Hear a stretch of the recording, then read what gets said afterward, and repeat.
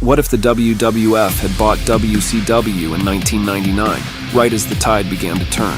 By then, the WWF had taken control of the ratings, but WCW still had its complete roster of icons who could pack arenas and headline any show in the world. Instead of fading quietly, imagine both companies under one umbrella. One night, where every dream match from the Monday Night Wars finally came to fruition. This is Worlds Collide. The opening contest of Worlds Collide 1999 set the stage for what this event was all about: brand supremacy. Representing the WWF D-Generation X, they entered the arena with their signature cockiness, while the NWO Wolfpack carried the banner for WCW, determined to prove that their brand was still number one. This was more than a faction war. It was a battle between two movements that defined wrestling in the late 90s. Both groups thrived on attitude and control, and both refused to be overshadowed by the other. The Wolfpack had the size, the experience, and the swagger that once made WCW untouchable. But DX brought something different: unity and a hunger to prove that the WWF's new generation could hang with anyone. Neither side gave an inch. Midway through the match, the lines between friend and rival began to blur. The crowd wasn't just watching a battle between DX and the Wolfpack, they were witnessing the collision of two legacies born from the same foundation. Before there was DX or the NWO, there was the Clique, a backstage brotherhood that quietly shaped the direction of the entire wrestling industry. Triple H, Kevin Nash, Scott Hall, and X-Pac, once allies, now stood on opposite sides of a war they helped create. In many ways, this was more than a brand rivalry. This was personal. This was about pride, influence, and the question of who truly carried the spirit of rebellion. The Wolfpack fought with the confidence of veterans, the ones who had changed the game first. But DX represented evolution, the next generation who took that same rebellious attitude and turned it into the defining voice of the Attitude Era. Triple H put the finishing stamp on the night's first battle, pinning Conan to claim the victory, and the first point for the WWF. The second match of the night raised the stakes even higher, a ladder match to unify the WWF and WCW Tag Team Championships. On one side stood the Hardy Boys, representing the WWF's fearless new generation of risk-takers. On the other, the Filthy Animals, Rey Mysterio and Billy Kidman, WCW's high-flying heart and soul. This wasn't just a fight for gold, it was a battle for the future of tag team wrestling. Both teams came in with something to prove. The Hardys had redefined what the ladder match could be.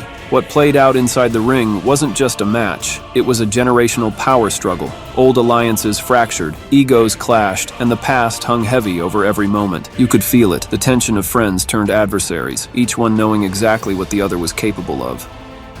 After a brutal back and forth, it came down to pure endurance. With both teams battered and barely standing, Rey Mysterio scaled the final ladder, reaching out and unhooking the belts. WCW tied the score at 1 apiece, and the Filthy Animals walked away as the new unified tag team champions.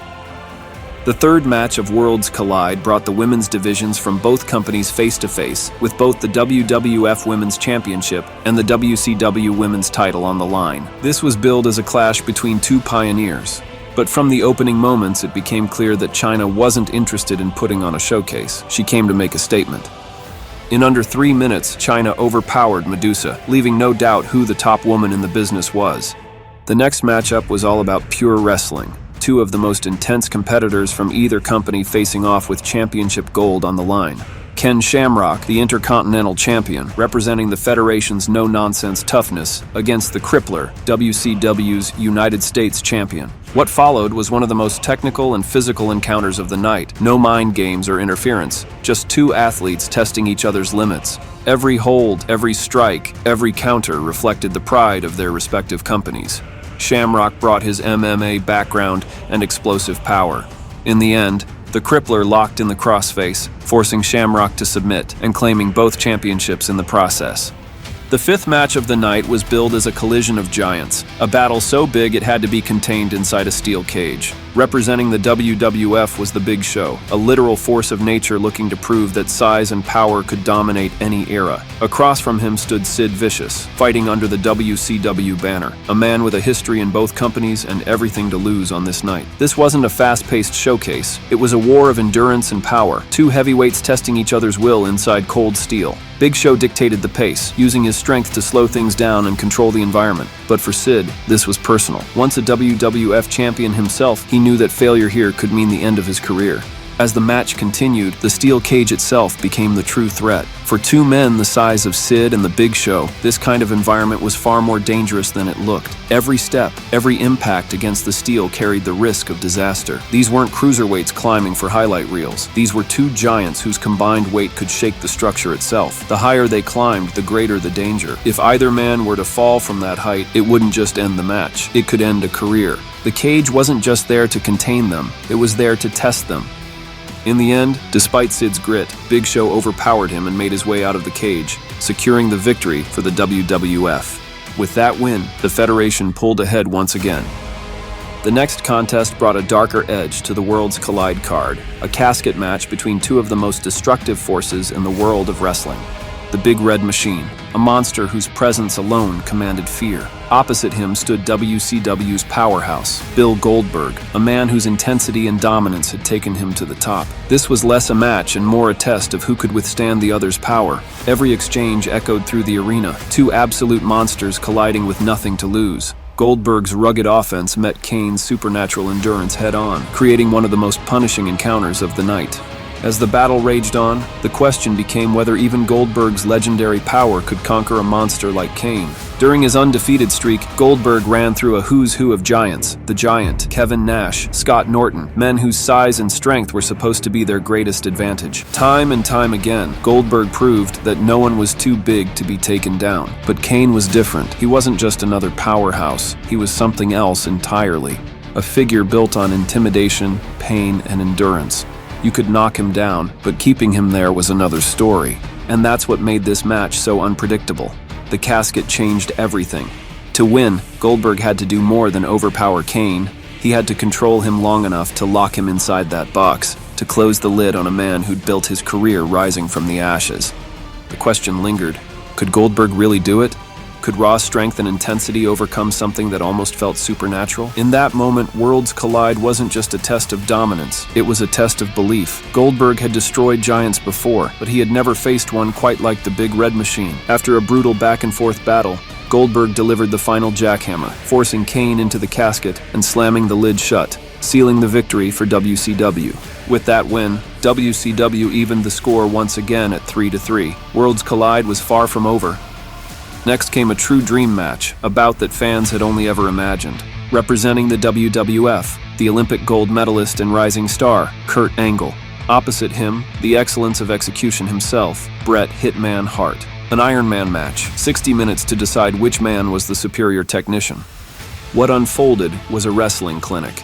Every movement had purpose, every counter had precision.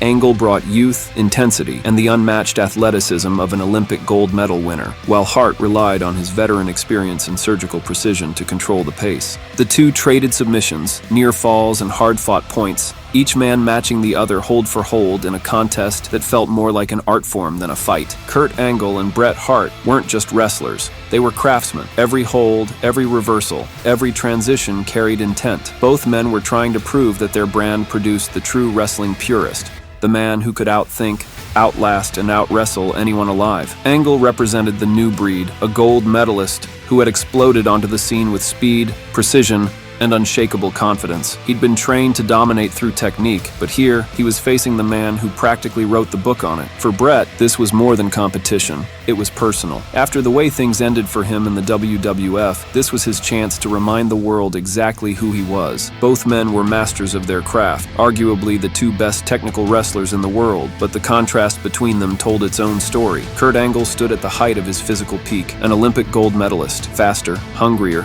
and still years away from even reaching his prime. Every suplex, every takedown, every hold came from pure athletic instinct, sharpened by competition. Bret Hart, meanwhile, was carrying the weight of history. The miles on the clock, the battles behind him, the scars from a lifetime in the ring, all of it visible in his movements, yet none of it dulled his precision. If anything, it refined it. For Bret, this wasn't about proving he could still hang. It was about proving that experience, timing, and discipline could still outlast youth. The Iron Man stipulation changed everything.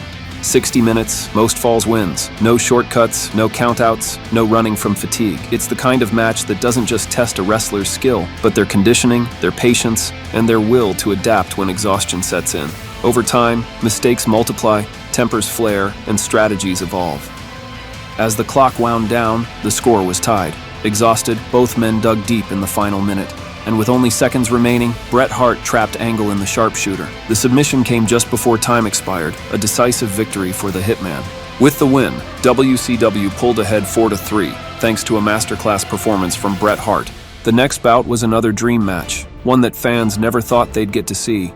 Two icons from different generations, sharing one ring on one night. Both men came into this match at unique crossroads in their careers. Savage, already looking toward Hollywood, wanted one last big stage moment in wrestling. Michaels, still battling the effects of his injuries, knew this might be one of his final opportunities to perform at the level that made him a legend. In a short but unforgettable encounter, both men poured everything they had into the match. The weight of the moment began to sink in. For years, fans had dreamed of seeing Shawn Michaels and Macho Man Randy Savage share a ring, two generations of showmen whose paths somehow never quite aligned. There were moments in history where it almost happened, times when Michaels was just beginning to rise through the ranks. But timing, circumstance, and the business itself always seemed to get in the way. Now, standing across from one another on the stage of Worlds Collide, it felt like fate had finally delivered on a promise that wrestling had been teasing for a decade.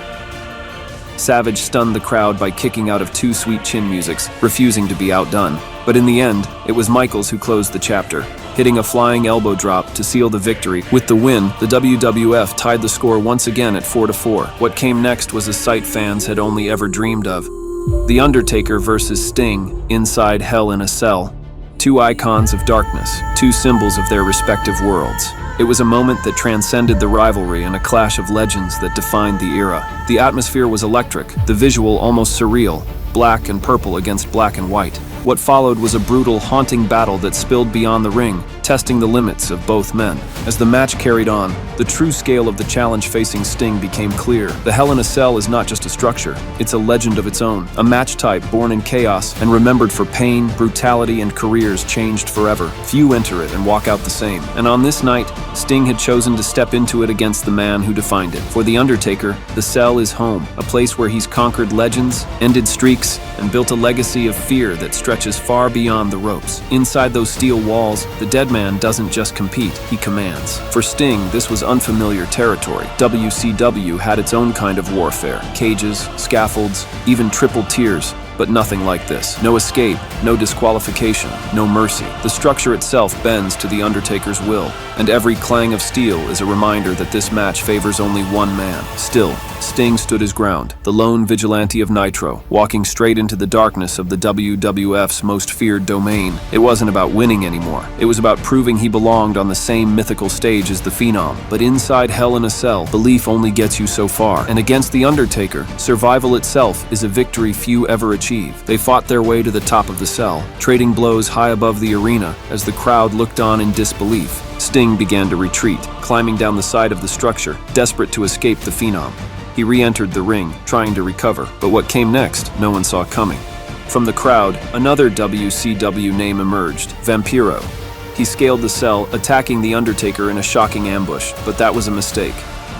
The dead man caught him by the throat and sent him crashing off the top of the cell. The Undertaker returned to finish what he started. After one final tombstone, it was over. The Undertaker stood tall, victorious for the WWF, giving his brand the 5-4 lead. As the night reached its climax, Worlds Collide brought us a massive 4-on-4 elimination match, Team WWF versus Team WCW. The Rock stood as the face of the new generation, charisma, confidence, and control, the embodiment of everything the Federation had become in the late 90s. Alongside him, Mankind brought unpredictability, the heart and soul of an era that blurred the line between pain and pride. Edge represented the future, the new blood ready to carry the torch, while Chris Jericho, fiery, ambitious, and outspoken, was still searching for the spotlight that could make him the next breakout star. Across the ring stood WCW's finest, each man representing a chapter of that company's dominance. Diamond Dallas Page, the self-made icon, the working-class hero who clawed his way to the main event. Booker T, the franchise player for the next generation of WCW talent, eager to prove he could hang with anyone from the other side. Scott Steiner, unfiltered intensity, power and aggression personified, a man who didn't care about brand politics, only about domination. And then, Ric Flair, the heart of Nitro, the nature boy himself, carrying decades of history and pride, determined to prove that the company he helped build still belonged on top. Each elimination carried more weight than the last. You could sense the tension building, not just between companies, but between individuals, between eras. The cracks in Team WWF's unity starting to form as the match grew more desperate. What had started as a competitive team battle was becoming something else, a test of loyalty,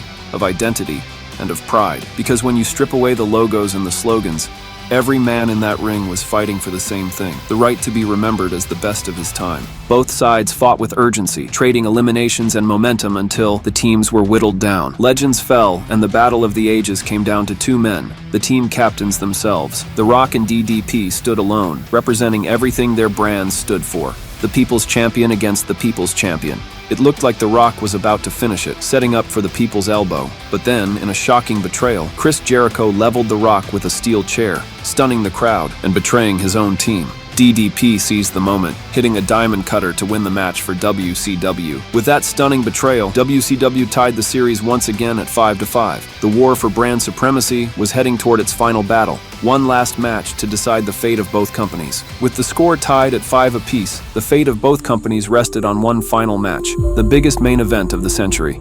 Two of the most iconic figures in wrestling history, representing two empires, standing face to face with both world titles on the line. The atmosphere was unlike anything before it. Austin, the embodiment of the Attitude Era. Hollywood Hogan, the face of the 1980s. The man who built an empire through charisma, dominance, and the bright lights of mainstream fame. A larger-than-life figure who once defined professional wrestling itself. And opposite him, Stone Cold Steve Austin, the man who shattered that very image. Anti-establishment, unpredictable, the symbol of an era that burned down everything Hogan helped build. The atmosphere was thick with history. Every lockup felt like two philosophies colliding. Hogan's old-school showmanship versus Austin's raw defiance. One built the system, the other rebelled against it. For all his experience, Hogan found himself in unfamiliar territory. Gone were the scripted cheers and the security of the spotlight. This was the Attitude Era, Austin's world. Violent, chaotic, and real. And yet, even here, Hogan refused to fade. The same instincts that carried him through decades of dominance kept him in the fight. The crowd watched as two eras refused to give way, each man daring the other to blink first. No matter who won, this was the match that symbolized the end of an age and the birth of another. Austin was fighting for the future. Hogan was fighting for his legacy. And somewhere in the middle of all that chaos, the entire wrestling world held its breath. Hogan survived 4 stunners, somehow finding a way to keep fighting, but even icons have their limits. After a brutal showdown, Austin connected with one final stunner, finally putting Hogan down for the 3 count. An executive entered the ring, ready to celebrate with Stone Cold, but in true Austin fashion, there would be no corporate handshake. The battle was over. The WWF had prevailed, and Worlds Collide came to a close with Austin standing tall, both belts in hand, as the undisputed champion.